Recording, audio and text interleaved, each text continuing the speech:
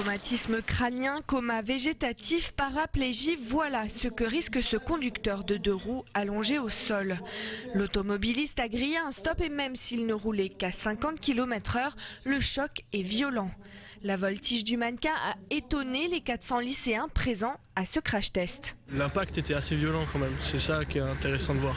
50 km/h, c'est quand même pour un petit impact, il a quand même volé le mannequin, je veux dire. C'est quand même alors plus fort.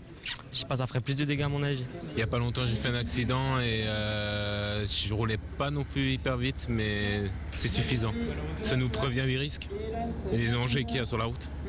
Il est clair qu'ils ne mesurent pas, lorsqu'ils sont sur leur mobilette, la vitesse à laquelle ils circulent. D'ailleurs, ce n'est pas vraiment leur sujet de préoccupation, surtout lorsqu'ils font des courses. En revanche, ils vont prendre conscience que lorsqu'on dépasse les limites de vitesse autorisées, c'est prendre un risque qui peut être majeur et grave. Donc ils vont le mesurer et à mon avis, ça leur restera pour longtemps. En 2010, dans le Bas-Rhin, un tiers des jeunes de moins de 17 ans impliqués dans un accident de la route roulaient en scooter. À la sortie des lycées, on en voit souvent, casque de travers ou même sans casque. Un simple accrochage peut être alors fatal. C'est 95% de risque d'être tué sur le coup. Parce que le cyclomotoriste n'a pas de casque, pas de blouson, pas de gants, aucun équipement pour rouler en 2 roues. Donc c'est pourtant qu'un petit choc en ville, mais la violence du choc est vraiment inouïe.